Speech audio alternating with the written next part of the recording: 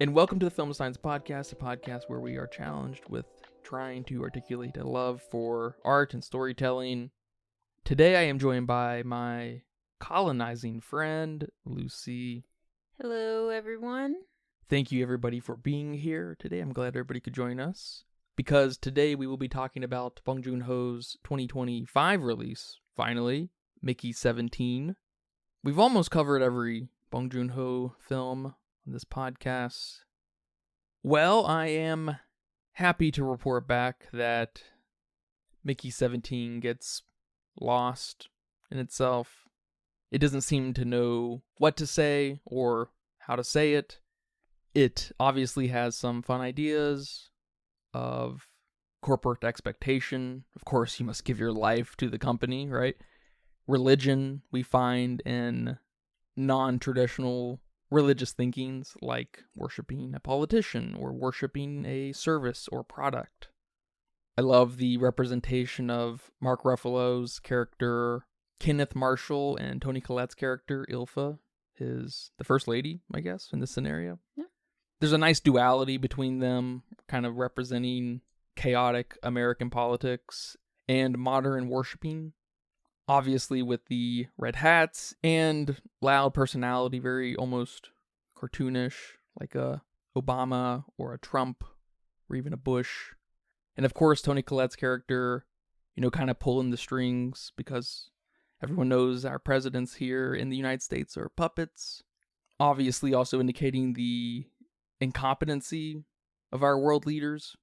There's maybe a specific duality here between Trump and Biden, which is kind of cool. There's this neutrality of just look how crazy America looks on some level, but also kind of extrapolating that to just the point of worship in general.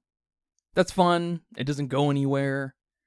There are some fun performances. Obviously, Robert Pattinson is having a great time playing two characters. It's very fun on screen, but in the greater context, it just doesn't add up too much. I guess there is that element of, you have a job, you are a productive person, you want to do more, and you just ask the universe, if there were only two of me, how much more could I get done? Who hasn't asked that? The relationships are a mess. Not that Bong Joon-ho is a big relationship man, but his dialogue is usually way more interesting. But I know you're a big fan of Bong Joon-ho as well. What did you think of Mickey 17? This was a good movie. There were a lot of things, a lot of elements I liked, but there were also quite a few I didn't love. I thought Mickey 17 was hilarious. I really enjoyed the humor. Whether it was humorous or not, I found myself chuckling, laughing out loud. Several of the character interactions were funny. And I also love the idea of the expendable. I love the idea of someone having such little significance, someone that can be abandoned, someone designed to be only used once and then destroyed. Because in a way, that's us. That's us humans. We're of little significance to this world. In the grand scheme of Earth, our bodies are only used once and essentially destroyed, just like Mickey's. But as Mickey learns, and we learn too, the importance of being an individual and finding a group of people to love and care for you. And you love and care for them back. I also love that Mickey found out that he was worth saving. Even though he's made of trash, he's not trash. But I needed more. I needed that to drive the film a little more than it did. Because I think I agree with you that there were bits and pieces that were great, but there was no cohesion to it, no focus on it. There was no mission. There was no so what. Exactly. I do like that the film explores these ethical questions. Cloning and colonization. Should humans be holding this much power? What's a human? Why is space colonization used as a symbol? And is that symbol escapism? I like these questions that this movie is making me bring up to myself, but they feel more of an afterthought to the movie. Well, now it's time to blow up the cloning machine, or the copier machine, I should say. Exactly. This movie also felt like a blend of Okja and Snowpiercer with similar social critiques. There's this commentary on class, exploitation. We have a class divide, again, where we see wealthy characters exploiting. And I think that concept was explored a little better in Snowpiercer than it was here in this film, because I'm not sure how I felt about this critique on politics. Yeah, it didn't seem to say much more than, aren't they silly? They exist. They exist, and they're loud and flamboyant and bombastic. Yes. And sometimes incompetent. It's like, okay. Yes, and no, I totally agree with you. The casting was awesome. Robert Pattinson was awesome. The narration, that voice, I didn't know he was capable of creating such a meek, shy character. But then also introducing a character that we're probably more aligned with seeing him on the angrier or the intense side. Like his character in Good Time, that gives me 18 vibes for sure. But I wish I could have gotten more from 17 and 18's relationship. Forget all the social critiques, the things with the politicians, the thing with the religion, and give me a focus on Mickey or these Mickeys. I wanted something to have been said about individualism and exploring the concept of cloning. Give me a better heart-to-heart with these two characters than whatever was going on when they were talking to Mama Creeper. I thought the Marshalls, Kenneth and Yulfa, were hilarious. I love their relationship. I love the duo.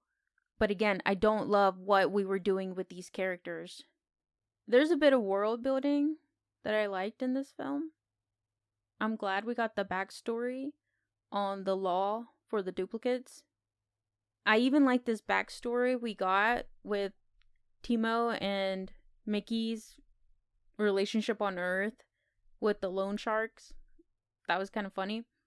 And the small and I guess insignificant, but could have been something, story with his mom and her dying and him thinking it was his fault.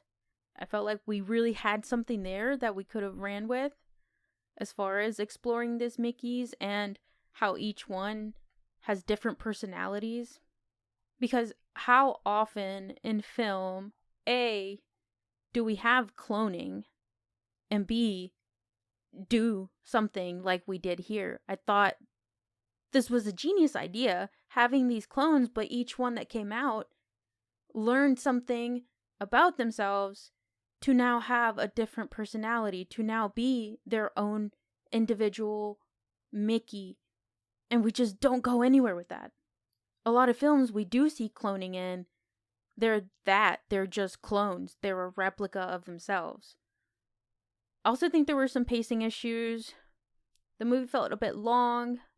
Maybe it was that cohesion that I didn't know where we were going with this.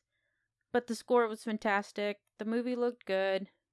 I just wish we would have had a concrete story. Maybe stuck with one thing to say instead of bringing up all these potentially awesome ideas, but going nowhere with them. Not getting a so what. It's kind of weird because they ended on the core of the corporatism, in that every corporation wishes they could just print people freely, when that seemed to only matter during the exposition with Mickey 17. It's like, okay, we bookend the significance of that. It leaves you with the worst kind of taste of like, okay. And you know, and that chick is kind of the new leader, I suppose. At least of this movement. I don't know if they've convinced everyone on the ship. There is one thing that you were kind of suggesting that resonates in this film a little bit and would have been really cool, in that this ship is kind of a representation of the incubation of God and God ideals, and Mark Ruffalo and Tony together are, I guess, the head of God or God, and the people on board, maybe only specifically Mickey, is the representation of kind of the propagation of man. Because they also have this, I guess, natural motive to try to figure out how to inhabit the world that they're on. So they send missions out and stuff, and kind of makes me feel like, okay, it's kind of an expedited version, sort of like Poor Things maybe on some level, of man trying to find their place in the world that they're dealt. It's like, okay, I can see some of that, and it does play up this religiosity of just the nature of worship and how it's a natural temptation, even vice, maybe. But yeah, man, the pacing is atrocious because the movie doesn't go anywhere. There is no objective. Not that there needs to be a clear objective going from beat to beat, but there needs to be some, natural kind of weaving of a story where, you get from beat A to beat E to beat I to beat M, and you can look back each time and be like, oh, this is how this ties into that, and this ties into this is referenced here, this is foreshadowed here. Yeah, there needs to be a natural progression. Of course. And so it does kind of start to feel like everything is an afterthought, and all these scenes are kind of disconnected, frankly, from one another. Because it literally ends on, and there's something to this, I guess, maybe in movie making and storytelling. It ends with Kenneth being, the boss that they got to take care of at the very end. It's like, I'm not even sure he was a problem. He was an asshole. He was a proper antagonist and not maybe a great person of character, but I don't even know really how evil this man was outside of just every other corporation being evil, Yeah, I definitely agree with you there. And to me, the end sort of felt like there's a question we need to be asking ourselves. Why do humans think they are the best thing on this planet? Yes, we're self-aware, we're intelligent, we've adapted. But movies like this and Okja start to show us our lack of perspective. Humans are as important as other species. But that, again, felt like an afterthought. Felt like, oh, we can make this guy hate on these creepers for the sake of them just being on the planet he wants to colonize, without really exploring any of the colonization themes. I just feel like when you have a movie that's traveling out of space, you need to start questioning society. And he does here, but maybe not in the way I thought. Or maybe there is no question. No matter where we go, politicians are always going to be incompetent. This is our future. Even when we colonize other planets and leave Earth, if there's nothing we change, we're still taking these incompetent jerks with us. But then what about Mickey? What does that play into the story, into what I'm getting from this movie? It's different ideas that should have each had their own movie or something. Yeah, it's kind of confusing why anyone would think this would make a good film. This is a problem you see in adapted books that have a lot of reach into different ideas. You gotta wonder if Mickey 7 has a lot more to say because it just has a lot more time. But with 300, 400 pages, you can say a lot more. Mickey 17 might be a classic case of just, and really maybe kind of a growing pain of Bong Joon-ho and maybe the studio at large. It's hard to know, right? Because he's now part of Hollywood. But as we've identified many times, film seems to work at its highest potential when there is a mostly singular focus. So obviously a focus on the corporatism and religiosity of, worshiping your apples. We could have got a lot of mileage out of that if we introduced some relationship between Mickey and the Kenneth character. Mickey and the class of people he's part of, his peers, his coworkers, whatever they are. Like, what was the Mickey and Timo relationship? They were best buds at one point, okay?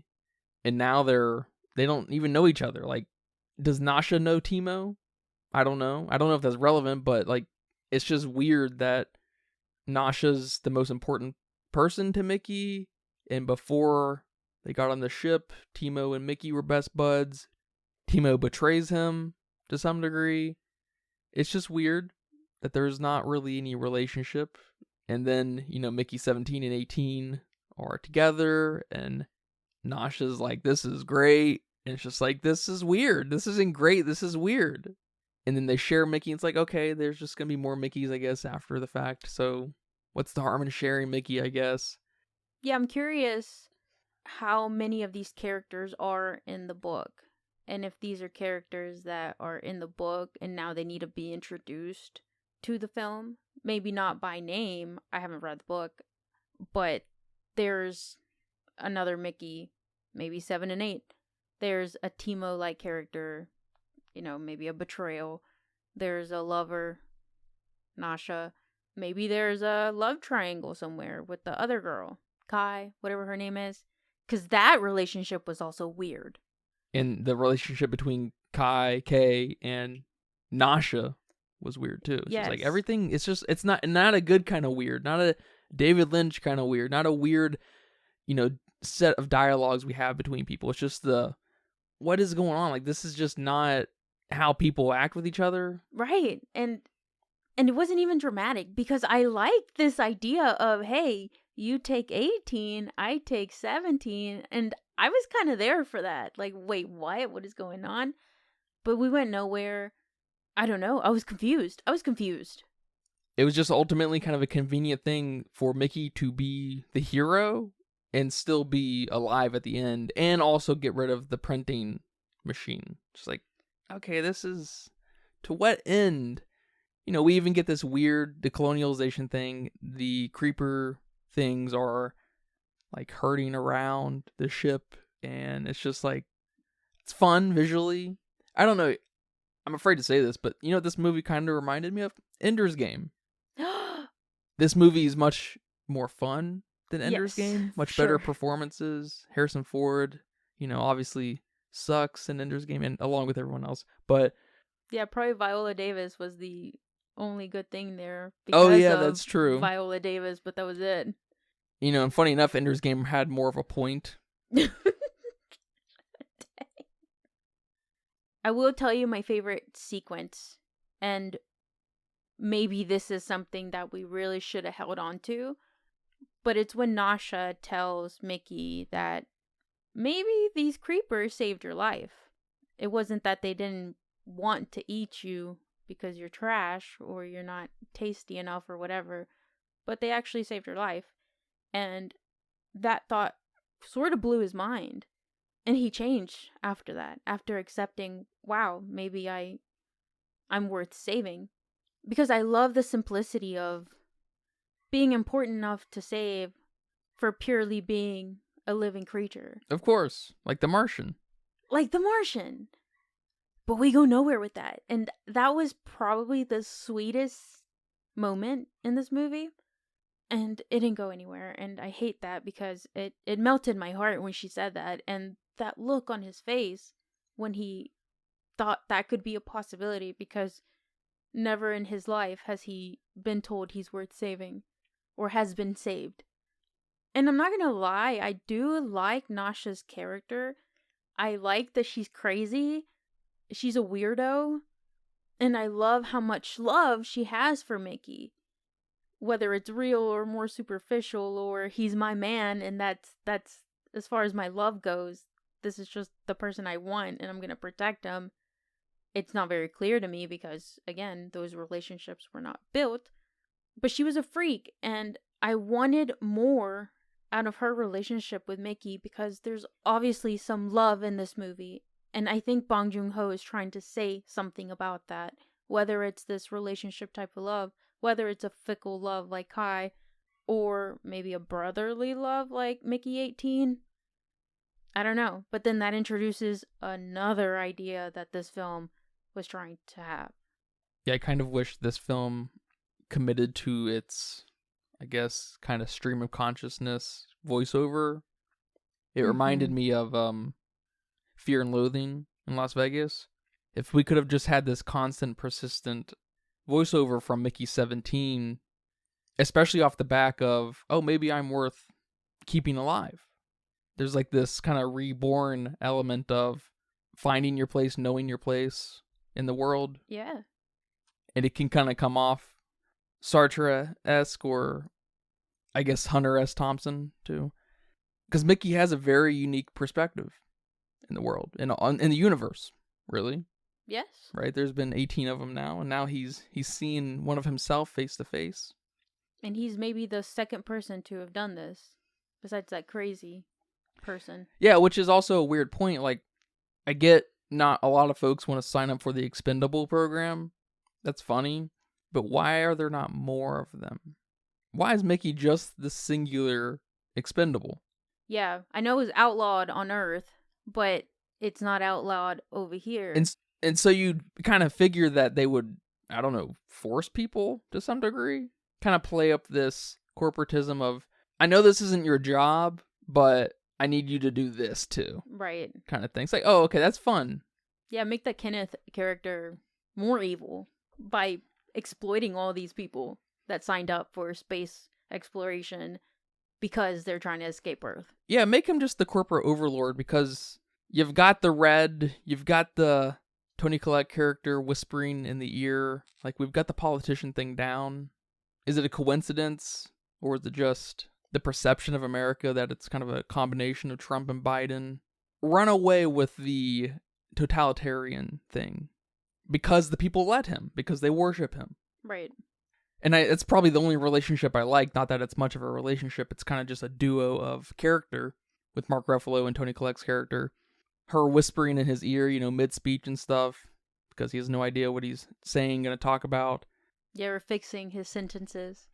Like when he's telling Kai that, she's pretty and smart, so let me reproduce with you, basically. And she's like, no, what we mean is... It's a perfect combination of what America has been dealing with from a political standpoint. But we continue to just sell that point. Well, and they also have this relationship where they do love each other in their own weird, messed up way that didn't get explored either. So maybe we could have gone can't live without each other route. Especially with that dream that Mickey has towards the end where she comes back and clones him. I almost wish that would have happened. And just this obsession that they have with each other. I don't know. There were so many good bits. That's what I'm saying. There's so many good pieces that it was all over the place. Because there's also something Mickey gets asked throughout the film. What does it feel like to die? And maybe they did and I just didn't get it. But nobody answered that. Whether symbolically or literally, there wasn't a point to everyone asking him that question. Where they're almost asking the kind of inverse of it, of what it's like to be kind of reborn. Because we have Mickey go through that, but then we also never investigate what it's like to be reborn. We almost set that up, kind of asking that question by asking the opposite, because that's, Mickey's life. But now he's rediscovered that he's worth keeping alive. It's like, okay, there's a lot of fun happening here in so many different angles. It's like every time a hook is about to leave me, another hook gets in me. I'm just like, okay. Now I'm too hooked. Yeah, but the other hook is slipping out, so I'm still hooked, but so just back and forth with one hook in me. And now you're just bleeding out. Now I'm just bleeding out, and I'm just asking why make this movie in the fashion you did? No, I'm completely there with you. Because there was even some symbolism, I guess, that didn't have a point. And if it did, it totally went over my head. But what was the point of the sauce? What's up with this sauce joke? Was it just a joke? Was it symbolism? And what about that red button? I really thought the red button was going to come back into play more than it did. That was such a crucial plot point to Mickey, to who Mickey is. That's why he's so shy and meek and because he thinks he killed his mom by pressing a red button. Yeah, but at the same time, they kind of walk back the meekness with the introduction of Mickey 18, who's a completely different character. Explore that more. So Why? who was 16? Who was 15? Like, were they all meek up until 18? It's just like, what is going on? I think he briefly says that they were each different.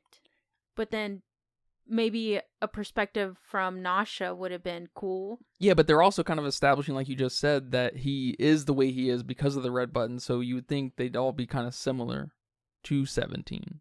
But 17 and 18 were completely different people. Yeah, that's true. That's true. I just loved so many ideas in this movie. Absolutely love them. I love the idea that Mickey pressed the red button. You know, don't press the red button. That's such a joke. And he presses it, and then he thinks he killed his mom. And then there's a red button at the end that he presses, and it blows up the machine, and nothing happens to him. And how that could have been some resolution internally for him that it wasn't me that killed my mom. But we go nowhere with that. And then you start introducing these things like, yeah, I didn't think of that. 18 is so different. The other ones were different. Then who are you? Why are you? What happened? There should have been a singular focus. Yeah, I think at some point Tony Collette's character, Ilfa, said something about sauce being the basis or whatever of culture, maybe. Mm-hmm. And I do appreciate that kind of sentiment because it is the accoutrements that help build the culture of a thing, of a set of ideals, of a product or service. Like at the chicken restaurant Zaxby's, or any chicken restaurant that really kind of lives and dies by its sauces. Wingstop. They are sauce places, yeah. These companies don't make money on their sauces. I think the smart ones realize that it's not important for them to make money on sauces. I wouldn't be surprised if it was a loss, in fact, at a lot of these places. Because these are the things that define and keep people loyal. They are the foundation of the culture of these chicken places. Or like on PlayStation, it's a place to play every game from everyone's mama, right? But PlayStation makes their own games. They don't make very many. 1 or 2 a year, maybe. They're not the reason you have a PlayStation, but they do help identify the culture of PlayStation, which obviously can help introduce and reinforce the idea of any kind of religious component. These things that we live and die by, these things that start to displace our own personality. I'm not sure if anything was actually meant by the sauce because of the lack of just support, lack of evidence for anything. You know, the brick's the exact same thing. What does that represent? It's obviously very explicit in representing something. His memories? His brain? I don't know. Yeah, something's there. It's a funny film because I think it fails catastrophically to say or stand for anything, to make fun of anything. But it's still entertaining in a funny way. Ender's Game might be a more successful movie in some way, but it's missing any charm, I guess. Because I'd much rather watch Mickey 17 again. I probably never will watch Mickey 17 again.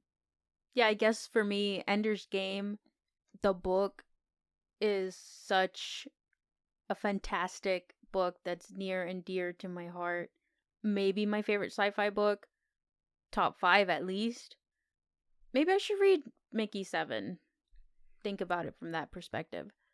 I say this to say Ender's Game is not a more successful film for me. Yeah, I would imagine the lovers of Mickey 7 probably hate Mickey 17 just because of the lack of breadth of any of these ideas. I imagine the book probably goes in all these directions with much more gas in their tank. And again, that may be a product of Bong Joon-ho working with Hollywood, maybe, I don't know. Can we just give him $50 million and send his ass back to Korea?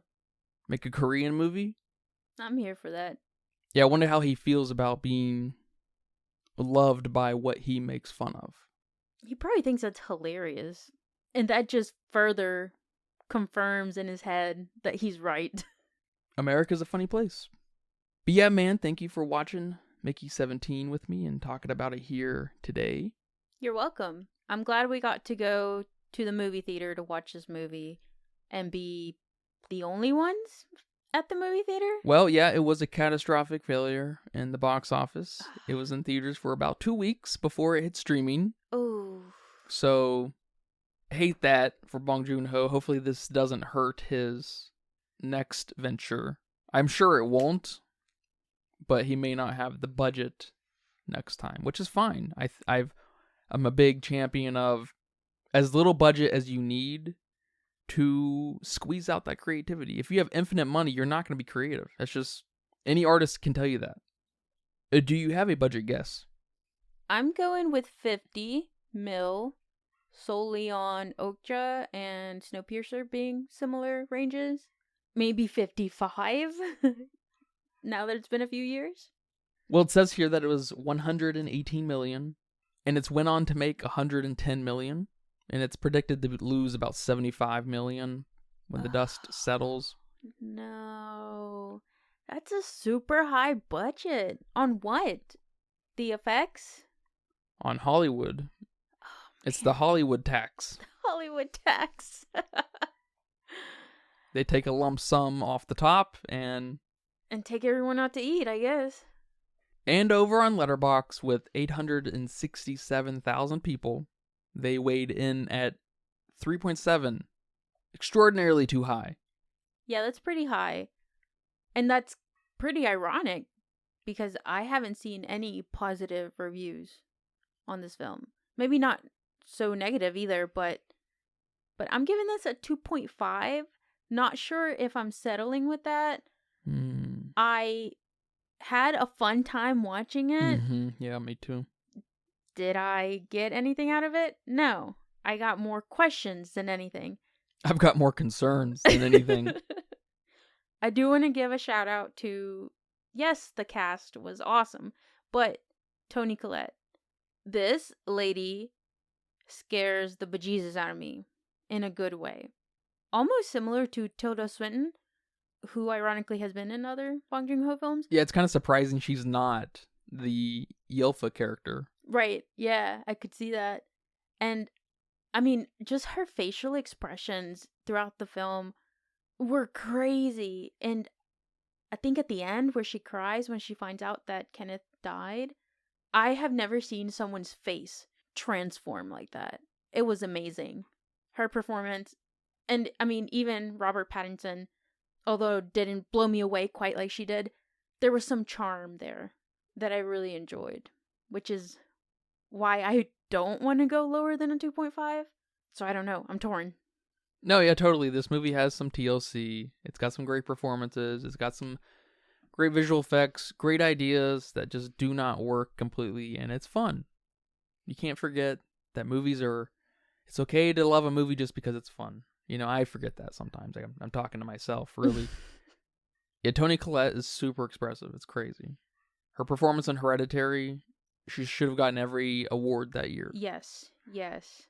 This is like Hereditary 2.0 on facial expressions for me. I think I'm with you on a 2.5. It's obviously not a 3. It's Bong Joon-ho's weakest film by a fat mile. I don't know about that. Maybe a Bong Joon-ho ranking in our future. All right, man. Well, thank you again for talking with me about this film, and thank you guys for listening to this episode of the Filmistines. I hope you guys enjoyed that. Remember, we post every Wednesday and Friday on YouTube and all of our free feeds. Our next free episode will be on Bong Joon-ho's first movie, Barking Dogs Never Bite. Barking Dogs Never Bite. Time to watch a real movie. Oh.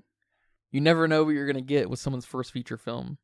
I feel like more modern filmmakers' first feature film is much more high quality than like a Spielberg or a Scorsese or even a David Lynch. I like Eraserhead a lot, but it's very low key. You know, some people's feature films today are, $50 million projects. Right. Just like, what is going on? How? How did Zoe Kravitz, get her budget for Blink Twice? I don't know. Yeah, and it's a foreign film, right? Yeah, it's Korean.